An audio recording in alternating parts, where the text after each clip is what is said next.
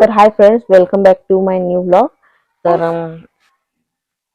आज मी खूप requested टॉपिकवर video बनवणार आहे, जो की मला बऱ्याच ताईंनी कमेंट केला होता की या टॉपिकवर तुम्ही व्हिडिओ बनवा. तर आज मी त्या टॉपिकवर व्हिडिओ बनवत आहे.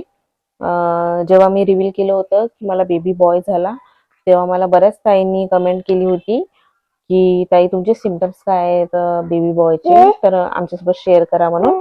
तर मी आज ते सिम्पटम्स तुमच्यासोबत शेअर करत आहे. एका व्हिडिओमध्ये एवढं काही शेअर होऊ शकणार नाही, पण तरी पण मी ट्राय करते आणि बरेच म्हणजे जेवढं होईल तेवढी माहिती देते. पर एका व्हिडिओमध्ये एवढं काही शक्य होईल नाही. मी जेवढं माझ्याच्याने होईल तेवढं मी शेअर करते. मग परत आपण दुसऱ्या याच व्हिडिओचा पार्ट 2 बनवू, म्हणजे पार्ट 2 मध्ये पण शेअर करणार जर काही राहिलेले असतील सिम्पटम्स माझे तर. तर चला व्हिडिओला स्टार्ट करूया.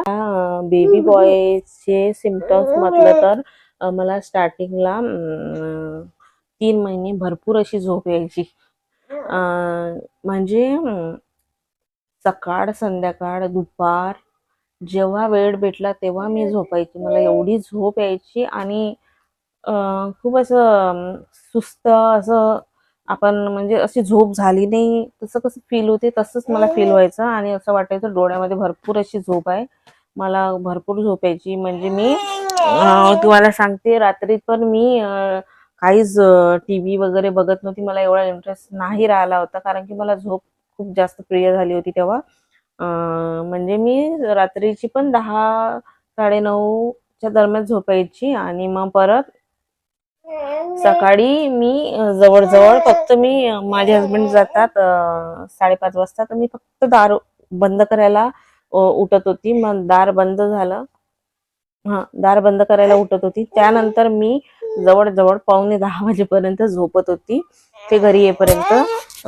सकाळचे 9:45 वाजेपर्यंत सकाळचे 9:45 वाजेपर्यंत मी झोपत होती. त्यानंतर मग जेवण वगैरे केलं. जवळजवळ 12 वाजेपर्यंत आमचं स्वयंपाक जेवण वगैरे सगळं व्हायचं त्यावेळेस. तर ते झाल्यावर मी परत झोपायची. परत 5:45 वाजेपर्यंत 5:30 वाजेपर्यंत झोपायची. मी मस्त दिवसभर छान झोप घेत होती आणि तरी पण मला संध्याकाळी झोप येत होती. हे जॉबवर गेल्यावर परत मी एखादा तास झोपायची. मला एवढी झोप येत होती, माहिती नाही मला काय झालं होतं. पण जेव्हा याच्या वेळेस मी या कार्टूनच्या वेळेस प्रेग्नेंट होती ना, तेव्हा मला असं झालं होतं. दुसरे सिम्पटम्स म्हणजे मला जेव्हा माझी 8 वीकची सोनोग्राफी झाली होती, म्हणजेच पहिली सोनोग्राफी झाली होती, त्याच्यानंतर काही दिवसांनी मला ब्लिडिंग चालू झाली होती आणि डॉक्टरनी मला 5 मंथ बेड रेस्टवर सांगितलं होतं. टोटली मी 5 मंथ बेड रेस्टवर होती आणि हो, मी पूर्ण 5 मंथ रेस्ट घेतला. आणि त्यानंतर तिसरं म्हणजेच की माझी मान खूप काळी झाली होती, खूप अशी डार्क काळी झाली होती. आता पण मागून असा ब्लॅक कलरचा असा पट्टा पडलेला आहे आणि पूर्ण इथं गडा पूर्ण काळा झाला होता माझा गळा. हे खूप म्हणजे मी पण स्वतः व्हिडिओ बघत होती तेव्हा पण हे जे सिम्पटम्स आहे गळा काळा होणे वगैरे, तर हे मी बघत होती आणि मग मला पण असं हिंट यायची की काय बाबा पोटामध्ये. पण आपल्याला नॅचरली कळतेच की म्हणजे आपण जेव्हा प्रेग्नेंट असतो तेव्हा स्टार्टिंग पासूनच आपल्याला कुठेतरी असं जाणीव होती की आपल्या पोटामध्ये बेबी गर्ल आहे की बेबी बॉय आहे. पण सगळ्यांना अशी उत्सुकता असते जाण्याची की आपल्या पोटामध्ये बेबी बॉय आहे की बेबी गर्ल. त्यामुळे मग आपण अशी व्हिडिओ बघत राहतो. तर मी पण अशी व्हिडिओ बघत होती. तर मला पण जे मला सिम्पटम्स झाले ते सिम्पटम्स नाही का होते, म्हणजे असं गळा वगैरे काळं होणं. तर त्यामुळे तुम्ही तेव्हाच कन्फर्म झाली होती की बाबा माझ्या पोटामध्ये बेबी बॉयच आहे. तर आणखी तिसरं सिम्पटम्स म्हणजे की मला नाही का नॉनव्हेज अजिबात खायची इच्छा होत नव्हती. मी एकदमच चिकन, मला खूप म्हणजे चिकन लवर आहे मी, तर मला चिकन नॉनव्हेज अजिबात खायची. अंडी वगैरे पण मला डॉक्टरनी सांगितले होते खा म्हणून, पण अंडी वगैरे पण माझी खायची इच्छा होत नव्हती. मला असं खूप स्मेल येत होता त्याचा आणि माझी असं खायची इच्छाच नव्हती होते. आणि हो, खूप लोकांना ओमेंटिंग वगैरे होते जेव्हा आपण म्हणजे खूप लोकांना माझी एक फ्रेंड आहे, तिला बेबी बॉयच्या वेळेस ओमेंटिंग होत होती. पण मला असं काही झालं नाही. मला बेबी बॉयच्या वेळेस ओमेंटिंग वगैरे असं काहीच झालं नाही.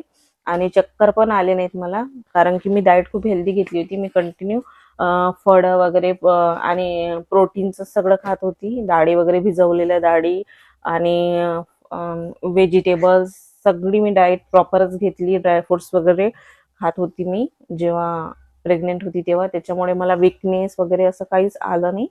आणि प्रॉपर डाएट घेतली तर आपल्याला काही म्हणजे असं शरीरात कसली कमी पण नाही झाली. मला पूर्ण 9 महिने माझी बीपी नॉर्मलच होती आणि शुगर पण नॉर्मल होता. सगळं माझं व्यवस्थितच होतं डाएट त्याच्यामुळे. आणि मी बाहेरचं खात नव्हती. एखाद्या वेळेस जर महिन्यातून आठवड्यातून इच्छा झाली तरच मी खायची. असं मला एवढी जास्त क्रेविंग नव्हती बाहेरची खाण्याची की आता हेच खायची इच्छा आहे तर लगेच पाहिजे. जसं टीव्ही मध्ये दाखवतात की रात्रीच्या 2 वाजता हे खायची इच्छा झाली, ते खायची इच्छा झाली, तर माझं असं काही नव्हतं. मला फक्त आंबट नाही का लोणचं वगैरे असं किंवा निंबाचं गोड लोणचं असं खायची खूप इच्छा झाली होती. पण मी मग विकतचं लोणचं घेऊनच खाल्ली, कारण की मी एकटीच होती त्यामुळे बनवू शकले नाही. तर काय रे बाळा, एक मिनिट फ्रेंड्स, डिस्टर्बन्स आलं मधात. ये बेटा, ये पिन्नी पिन्नी. तर याला मी झोपवलं होतं आणि मी मस्त प्लॅनिंग केली होती की आता मी व्हिडिओ बनवते, कारण की या टॉपिकवर बऱ्याच ताईंनी मला खूप दिवसाची रिक्वेस्ट करत आहे की या टॉपिकवर तुम्ही व्हिडिओ बनवा. पण हा आमचा बाबू व्हिडिओ बनवायला लागला तर त्याचा काही ना काही चालू होतो, त्यामुळे मी व्हिडिओ बनवू शकत नाही. तर मी आता हा व्हिडिओ इथंच थांबवते आणि तुम्हाला नेक्स्ट पार्ट मध्ये सांगते बाकीचे माझे सिम्पटम्स, कारण की आता हा त्याला आवडत नाही मम्मा व्हिडिओ बनवता येतं. तर भेटते मी तुम्हाला दुसऱ्या पार्ट मध्ये आणि बाकीचे सिम्पटम्स तुमच्यासोबत शेअर करते. तर तुमच्यासोबत पण आता मी जेवढे 3-4 सिम्पटम्स सांगितले त्यामधलं कुठलं असेल तर माझ्यासोबत नक्कीच शेअर करसाल. तर मी एकदम सटीक म्हणजे कन्फर्म बेबी बॉय चे आणि बेबी गर्लचे पण, कारण की माझे शेजारी एक ताई आहेत, त्यांनी मला त्यांची सोनोग्राफी रिपोर्ट दाखवली होती आणि त्यांनी विचारलं होतं की मला बेबी बॉय होणार आहे की बेबी गर्ल. तर त्यावरून मला लगेच लक्षात आलं होतं की त्यांना बेबी बॉय झाला की बेबी गर्ल. तर हे मी तुम्हाला नेक्स्ट व्हिडिओ मध्ये शेअर करणार आहे.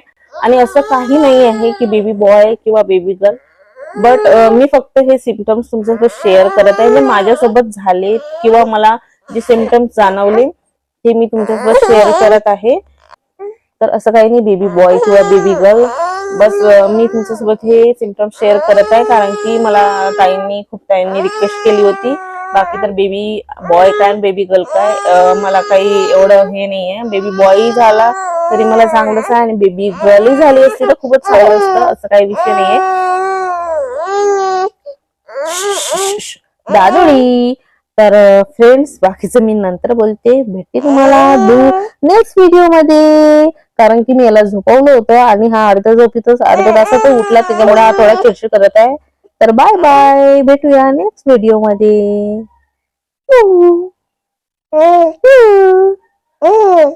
मम्मा बाय कर, बाय कर, बाय बाय करून दाखव ना प्लीज, बाय करून दाखव ना बेटा प्लीज.